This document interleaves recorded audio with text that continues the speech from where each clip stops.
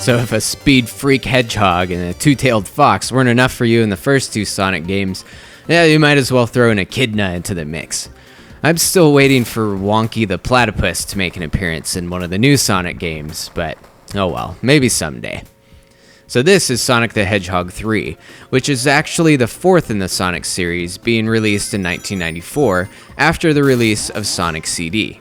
But the story continues right where Sonic 2 left off, and it sees Dr. Robonik crashing the Death Egg onto Angel Island, and he proceeds to trick one of its Echidna inhabitants, Knuckles, into helping him out against Sonic and Tails.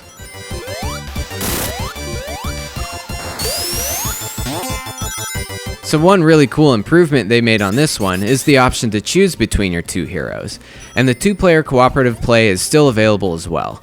Tails has also been given a bit more freedom of flight, and he can carry Sonic around with him, and Sonic himself also gains a kind of mid-air shielding technique. New power-ups also include some elemental shields of different types that also give Sonic some new attacks as well.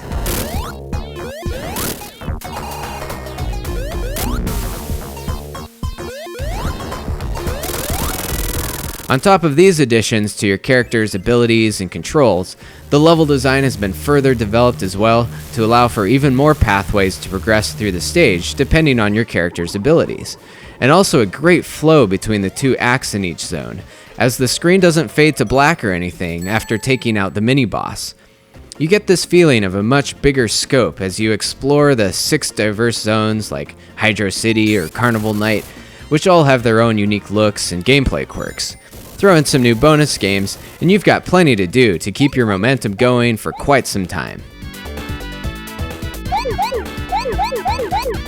So as a video game series evolves through the years, you can only refine and improve and enhance things so much. And in the end, it all comes down to that core concept if it makes it a fun game or not. And Sonic 3 still definitely has it. The intense bursts of speed and challenging platforming are still certainly intact, and the flashy and funky aesthetic backs it up, and it doesn't disappoint by any means. In terms of its total content though, it's interesting to note that this wasn't actually the complete game that Sega had originally planned on.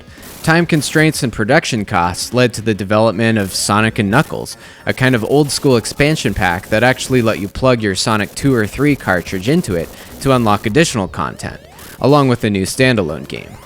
But a lot of that content was originally supposed to be included with Sonic 3.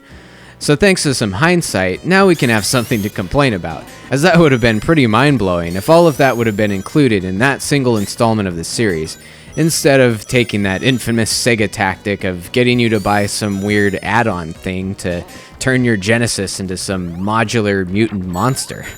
But aside from that, Sonic 3 is still undeniably awesome, and especially when you lock it into Sonic and Knuckles for the full experience. And for me personally, it's still one of my favorite platforming games for the Genesis.